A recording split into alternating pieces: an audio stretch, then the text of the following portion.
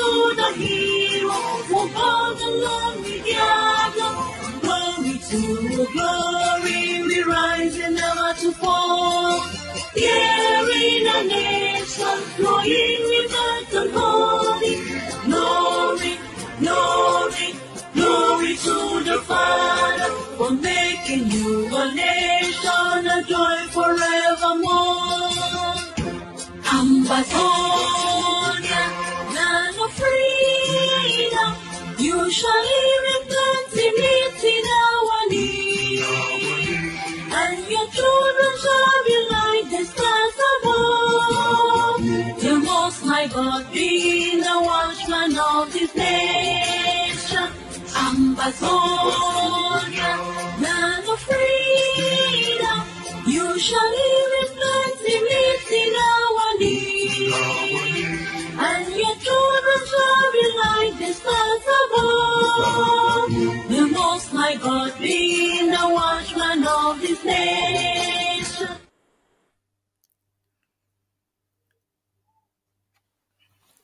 My fellow people, the great people of Ambazonia, my apologies, I have a bad voice today. And so bear with me the way that I'm going to make this address.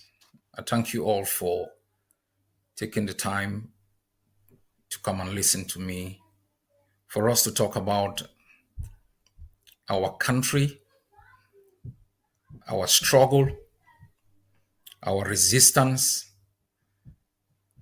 and why we need to accept a certain degree of pain if we want to be free. First, let me send my best wishes to our prisoners of war, those who continue to pay the ultimate price in terms of deprivation of liberty and have never blinked in the name of freedom, in the name of our independence, and in the name of our country. I salute your courage, and I thank you for your steadfastness. Your resilience continues to inspire us who are free to make sure we don't betray, to make sure we deliver for you and the millions of people of Ambazonia the independence that they deserve.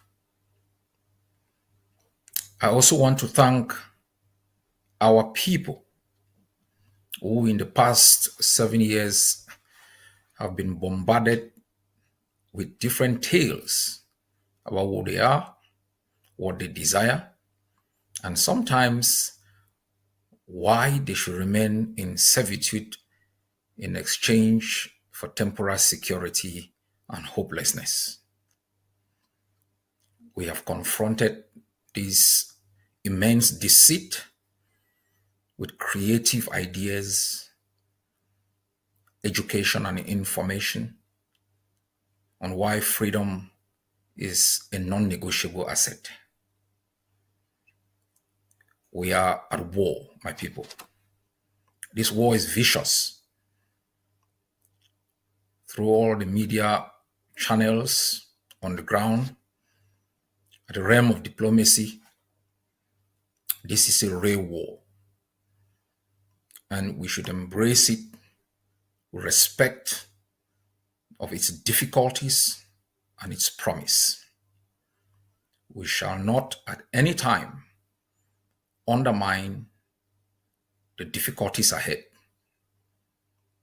We must remind ourselves on a daily basis about the nature of the beast we are confronted with, the promise we are going to deliver to our people, and educate ourselves about the challenges and obstacles that others before us have faced.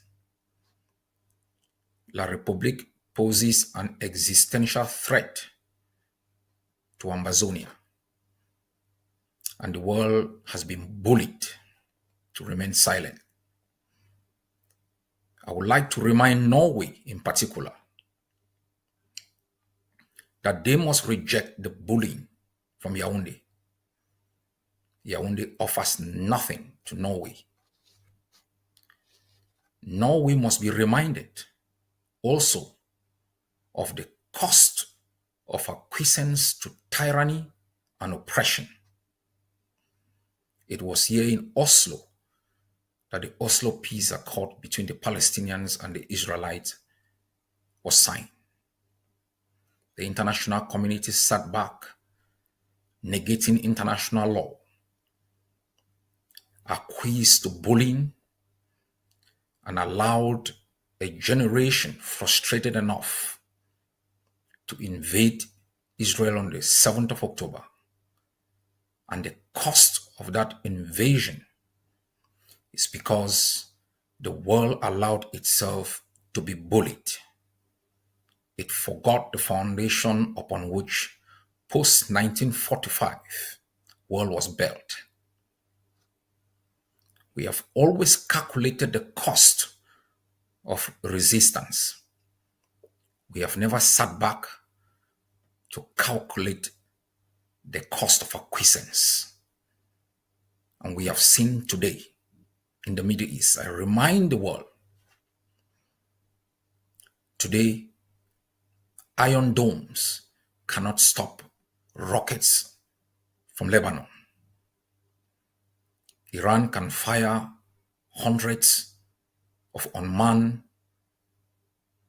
drones across different countries, drones that can fly for more than 30,000 miles. Because the world acquiesced to a status quo that was unsustainable, undermined its own values, and the cost of that acquiescence is being counted in human lives, economic loss, and total destruction of socio-economic fabric of different societies. And so Norway must reject the bullying and the blackmail from Yaoundé completely. Norway must always remind itself what it did after it had successfully left Denmark and Sweden. It declared neutrality during World War II. Neutrality in the face of terror is acquiescence to the blackmail of the bully. 1940, Germany invaded Norway. As I wrote before, the king escaped to Buckingham Palace. When Hitler attacked London, the King of Norway moved to Scotland. It required underground resistance and allied forces to liberate Norway from Germany. The cost of acquiescence is high, and to refuse to take a stand with Ambazonia today, especially by those same countries that in 1961 voted for our independence, is betrayal and stupidity in the face of the knowledge we have today on what price we pay if we allow bullies to dictate the direction of international politics and international relations. The same message goes to Canada and other Western countries. Cameroon has nothing to offer than death and destruction, looting, total collapse of a state that was viable. The world must stand against such tyranny and bullying and take a stand with advocates for freedom, coexistence, and recognition of international border. This is not a plea, this is a request. It is not only going to be beneficial for Ambazonia, it is going to be beneficial for the region and for external actors. What affects Ambazonia affects every other country. The pandemic has shown that the virus can emanate from anywhere in a lab, somewhere in China, wherever it came from. It's going to shut down the entire globe. because the interconnectedness of the world today must remind us of the consequences of silence in the face of atrocities anywhere. The movement of people carries with it security risk, risk of diseases, economic imbalance, and internal threats to stability. And we must bond together as a people and say no to bullies, looters, murderers, and genociders. My fellow Ambazonians, I would like you people to calculate not only the cost of resistance, but the cost of occupation. It is very important. Ambazonia has been betrayed without consequences because we fear the cost of resistance. First by the British. January 1960, Lord Petty, Minister of State of the Colonial Office, declared that the Ambazonian people were expendable.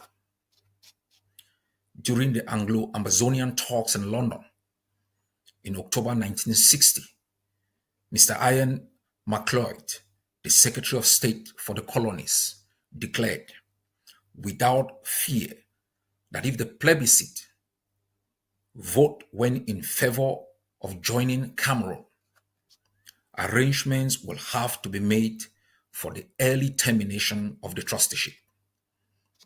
On 1st of October 1961, Mr. Hugh Fraser, the Under-Secretary of State for the Colonies, informed the House of Commons that as he was speaking, the British government had already transferred Ambazonia to Aigio. We have continuously calculated the cost of resistance without calculating the cost of acquiescence.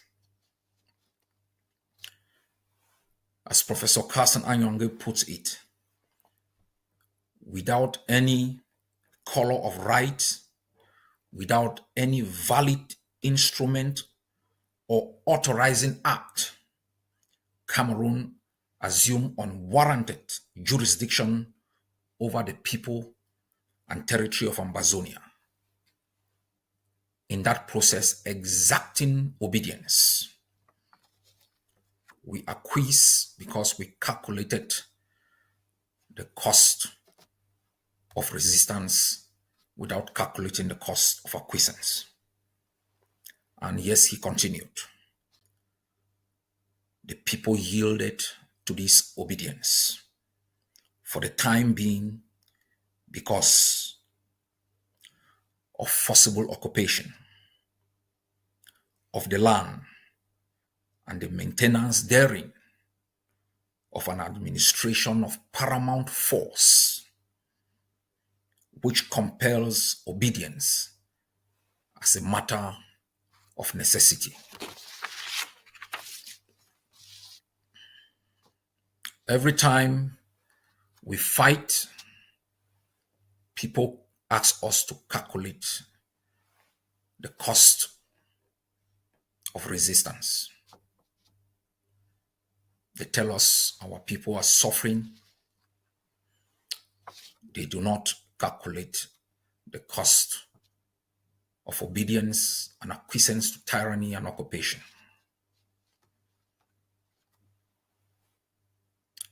Let us look into the political cost. 1954 to 1961. Ambazonia, self-governing territory with elected prime minister, bicameral parliament, civil service, independent judiciary. He had before Endele, Foncha, Joa. All of these institutions dismantled, totally destroyed. What was the cost of this acquiescence to these arbitrary acts? We will never be able to estimate. 1966, through deception, a flourishing multi-party democracy was destroyed. All political parties of Ambazonia were destroyed and integrated into the CNU. The cost of this acquiescence to tyranny and oppression cannot be calculated in terms of human lives. It will take over 20 more years for our children to rise up on the streets of Ambazonia to demand multipartism. It has cost the lives of thousands of people to demand the right to free speech, to establish political party, the right to political assembly, forming political association. The cost of acquiescence to the bullying and tyranny has shown to be far greater than the cost of resistance. Let us get into the economic loss. State Article 21, African Charter on Human and People's Rights, vests in the people alone, not the state, the right to freely dispose of their wealth and natural resources, and ordains that the right shall be exercised in the exclusive interests of the people. This is the economic dimension of the political right to self-determination. Acquiescence to tyranny and oppression because of the fear of the cost of resistance led to the complete destruction of Ambazonian economic independence, which was the foundation of the creation of wealth and economic opportunities of our people. Supporting economic institutions totally wiped out, loss of resources in billions, collapse of the banking sector, no access to credit, consequential collapse of development initiatives. All Ambazonian parastatals collapse, energy sector collapse, with corresponding consequences on economic development and wealth generation. We can spend our time calculating the cost of resistance without being able to calculate the cost of acquiescence to tyranny and oppression. We shall never be able to quantify the cost on the Ambazonian society of our acquiescence to the destruction of our economic opportunities. I will not delve into the human cost, but I'll speak just of two incidences that are of relevance to you. The Obutu and Santa slaughters in September 1961. 1962, Mr. Zakaria Abendon, an Ambazonian MP, butchered in Kekem. We can quantify from 1961 up till date, millions of Ambazonians have been murdered because of our acquiescence to tyranny and oppression, and because of our emphasis on the cost of resistance.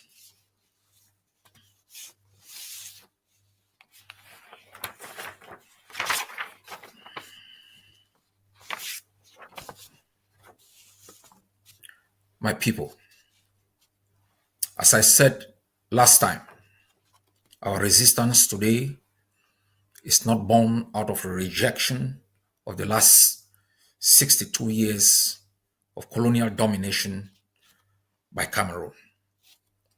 The British were here 1847 to 1887.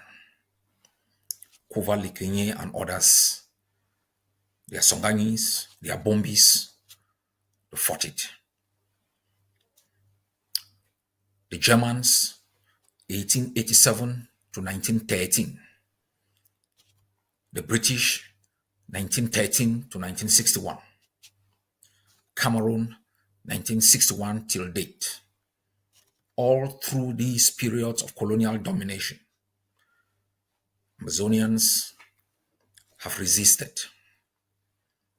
A group of people have always asked us to calculate the cost of that resistance against the costs of acquiescence.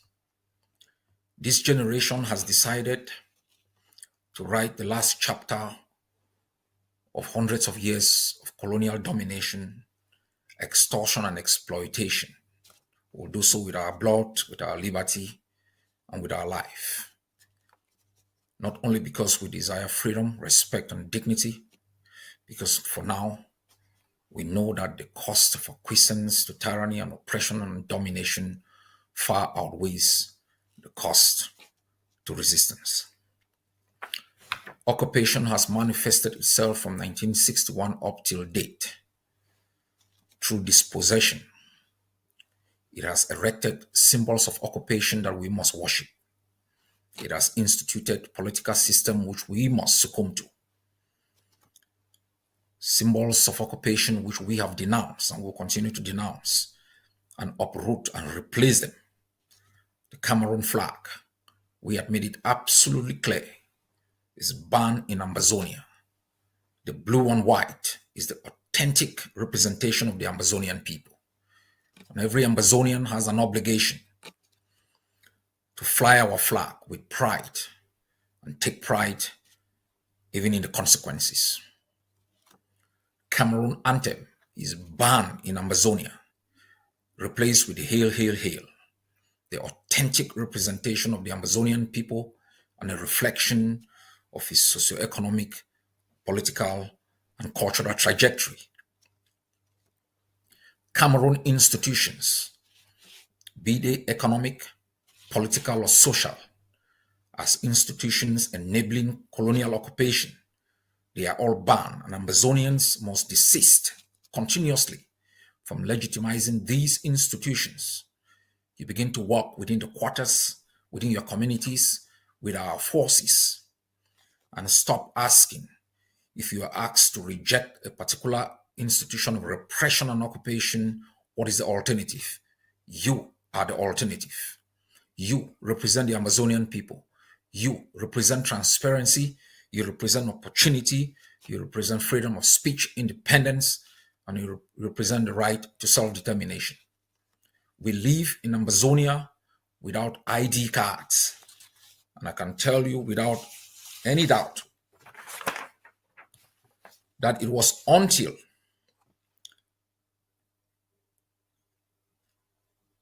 1962 that Cameroon extended into Ambazonia what they call the carte d'identité. After they had instituted in 1961 what they call the pass law that ensured that every Ambazonian that moved from one point to the other had to receive a pass to be able to travel. It was used as a tool of control, as a tool of exerting Cameroon's power and domination over the Ambazonian people. So before you ask about what shall we use if we don't have ID card, recall before Cameroon, you never needed them. My fellow people, the institutions of occupation must be rejected by our people. They must be dismantled by our forces. Ambazonia should be free from every institution that represents the colonial power. The agents of occupation, from the governors to the SDOs, to their impostors in the name of mayors, enablers in the name of parliamentarians and senators, do not represent the Amazonian people. They are part of the extension of the rule and reign of terror of Cameroon. And we must reject these agents. And we must begin to understand there are customary practices on how we can govern ourselves, from our neighborhood to our villages to our cities.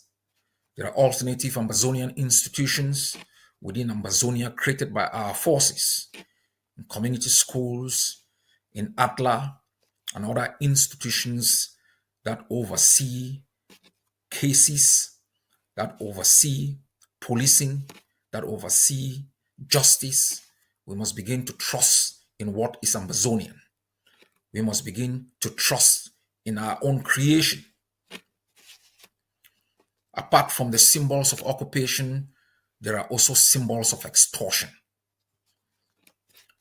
We have said repeatedly, there shall be no taxation without proper representation. There shall be no taxation without reciprocation in development. And Amazonians must stop paying taxes to Cameroon without questioning, without being able to rise up in awe and anger to ask why our hospitals have collapsed, why our institutions of education have become tools of colonial intoxication, why our roads are modeled with potholes, have become death traps where people go to die. You shall pay your taxes only to Ambazonian institutions represented at this particular moment by our forces.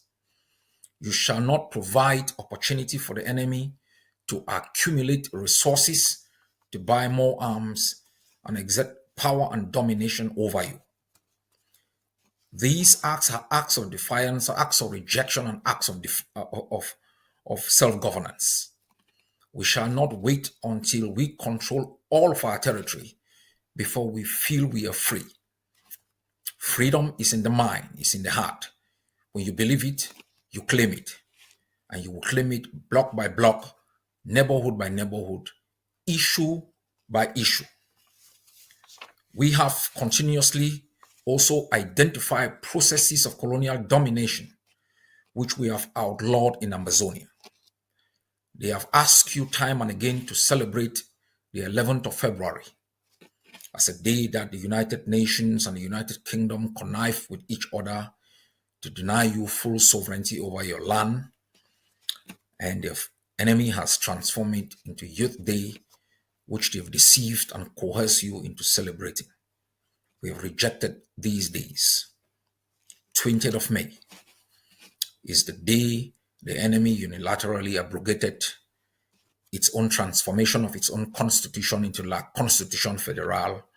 It now created a unitary state on its way to reenacting its 1960 independence and telling Amazonians that your country is finally fully occupied. These are all symbols we must reject. These are all processes we must reject.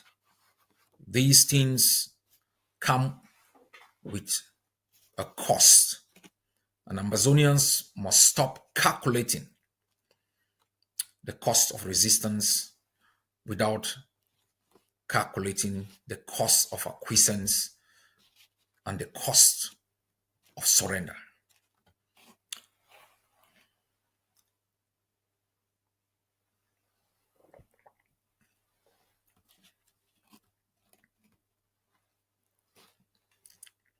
Fellow people, each time we calculate the cost of resistance, each time we talk about the pain in resistance, we must remind ourselves about those who are in jail. They live in squalor. They live sometimes under very difficult situations. They are young men and women. They're all like bound for educators, engineers, mechanics, drivers who suddenly lost their liberty because they stood up for our country. They stood up for all of us. Their continuous incarceration, their continuous dehumanization cannot be quantified in terms of its cost. Many of them have been chained to their wooden beds and they've died agonizing death without family, without friends, without loved ones. They decided to pay the ultimate price for Ambazonia. All of them have the opportunity to denounce Ambazonia, beg for forgiveness, and some of them may gain their freedom. Why do you think they have not chosen that option? Less costly and may lead them to freedom. Why? Because they calculate the cost of betrayal. They know there are thousands of our people buried in unmarked graves because they stood for them, because they stood for us. We have prisoners who have lost everything, prisoners with children, babies who've never seen their dads. We have prisoners with old mothers, mothers dying slow death because they've lost their children in the hands of barbarians. We have husbands who've not set eyes on their wives for many years. They have not blinked. They have not compromised. They have not given up. Let's quantify the cost of that separation and compare it with the cost of resistance by people who basically live in our homeland. There are prisoners who may not be able to identify their children. There are prisoners who will be trained to walk again because they've been locked up in tiny enclosures for many years without the right to training, without the right sometimes to family visitations. There are prisoners whose dignity has been wrapped in mud, taken away, in the kinds of food that they eat, in the tiny spaces where they sleep, in the kinds of sanitation where they go to the toilet, going from weeks and weeks without shower. In the name of Ambazonia, they have not blinked. They have not calculated the cost of the loss of their liberty. They have not calculated the cost or even the loss of their lives. They've remained defiant, bent. They've organized lockdowns in jails. They've risen up in jail. They've spoken from jail. They are still screaming at the top of their voices in defiance of an enemy that had them in captivity. They have calculated the cost of freedom as against the cost of acquiescence to tyranny and oppression. My fellow people, I can tell you today without doubt, with all quantifiable evidence, extrapolated from other situations, the cost of blinking is uncalculatable. The cost of acquiescence to Cameroon, the cost of shortcuts, the cost of submission, the cost of refusing to stand up and pay the ultimate price for our homeland. We have seen from 1961 till today what we have lost in terms of the economic sector. Airports all closed, seaports abandoned, roads abandoned, infrastructures totally collapsed, health institutions collapse. That is the cost this generation has to pay, because some people yesteryears asked us to calculate the cost of resistance as against the cost of acquiescence to tyranny and oppression. That is why we will do everything humanly possible to make sure we do not transfer that cost to the next generation. We will take every step we can to make sure we defeat and vanquish Cameroon now and pass over to the next generation a free homeland. We will pay the price if Ambazonia will have to be free. That is why I can tell you today that the decision made by our forces in Mezam, banning yellow color taxis and instituting the blue and white color for Ambazonian taxis, has become an Ambazonian national liberation law that every state in Ambazonia must institute. Every taxi from Victoria right up to Ndop must eliminate the yellow color and adopt the Amazonian color, not only as a mark of defiance and rejection of colonialism, but as a mark of solidarity to all those who've gone before us, to all those who've lost their liberty because of the struggle for Amazonian freedom. I can also tell you today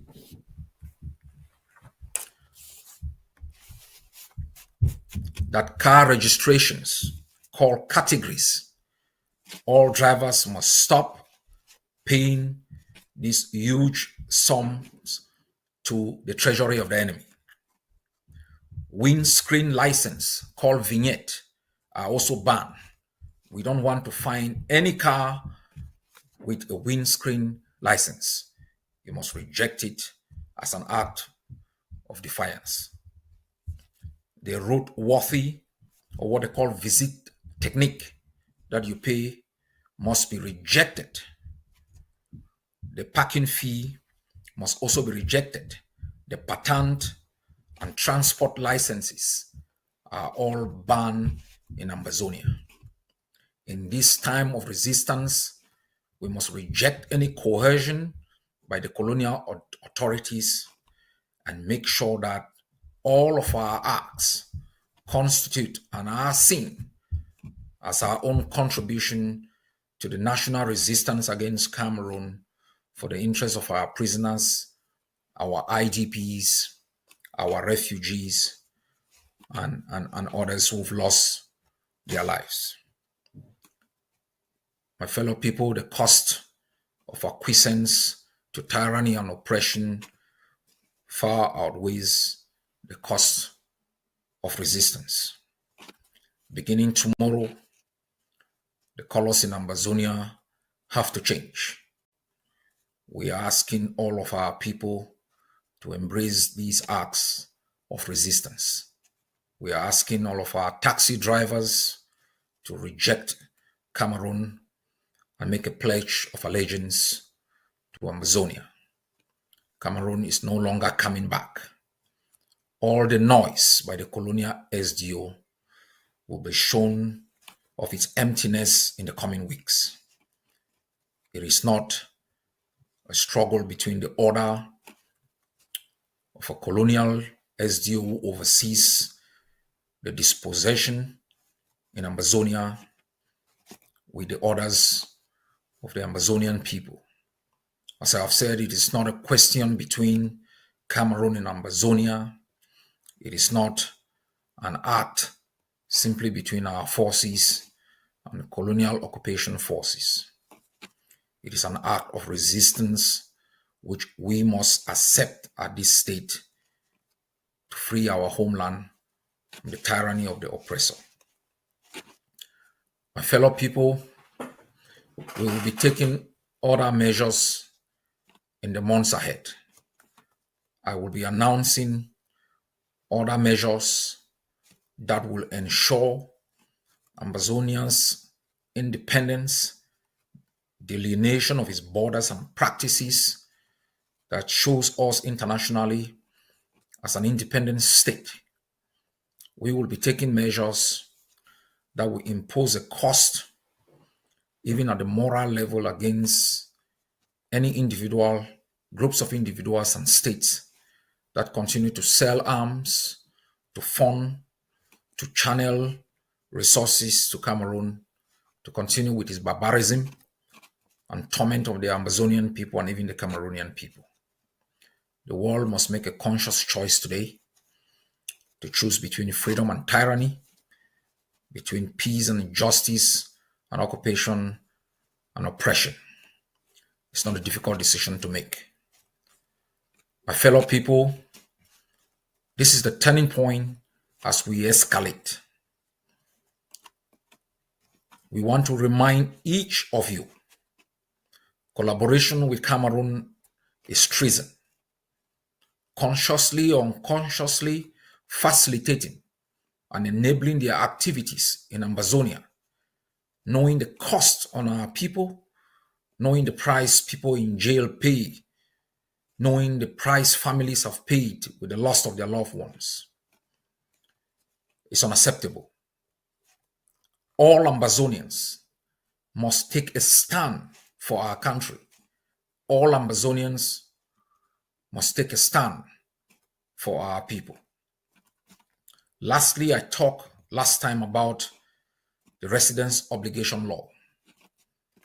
The relevant departments are yet to set the institutions of implementation, and I'll allow them to do that, and we'll move forward.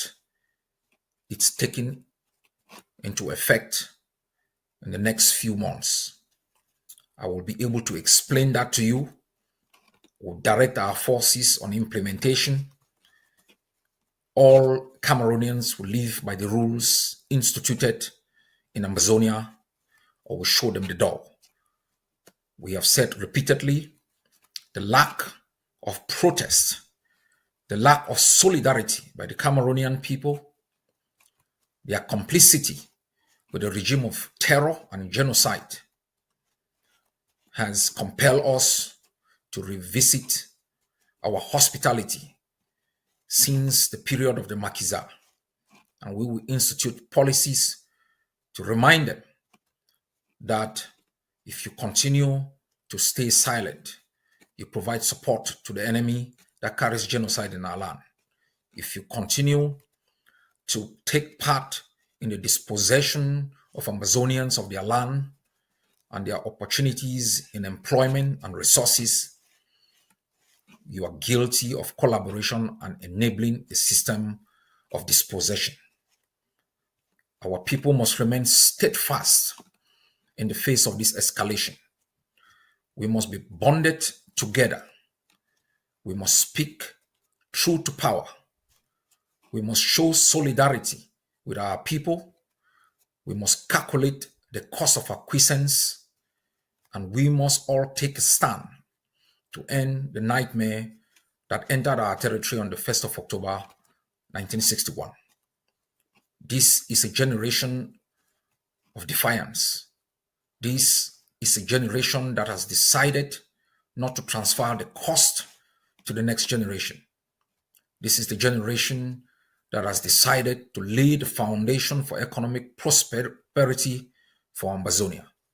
This is the generation that is working on the economic foundation of our new state, the educational foundation of our new state, the political foundation of a free and independent Ambazonia that will embrace tolerance and compromise, pluralism, to ensure every Ambazonian, the sprinters, the marathonists, the crippled, the blind, the dumb, the deaf, have equal opportunity protected by the law. God bless you all.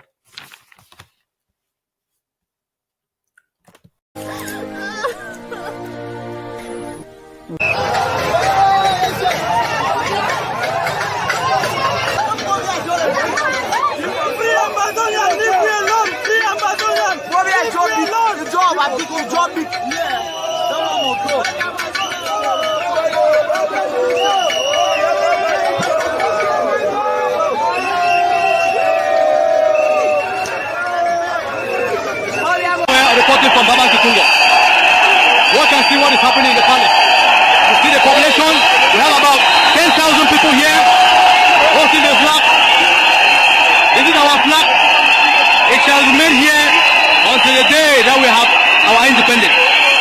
The day is not up.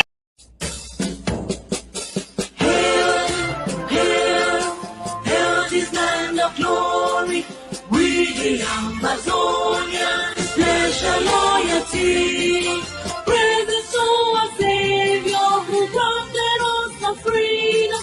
Allegiance to the hero who called the lonely gather.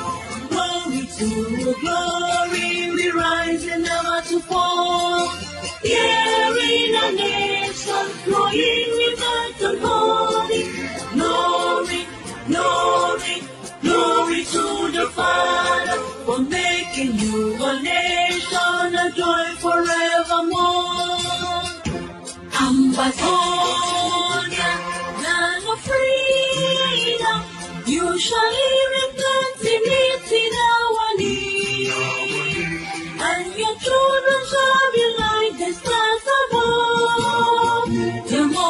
God be the watchman of this nation. Ambazonia, land of freedom, you shall live in plenty, meeting our need. And your children shall be like the stars above. The Most High God be the watchman of this nation.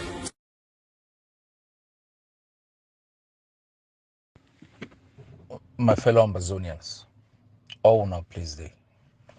Dr. Cho Ayaba speaking. I decided that I was going to communicate regularly with all of you so that we are all on the same page. I know you are faced out there with a barrage of noise from the biggest disgrace and noise makers in the Ambazonian struggle.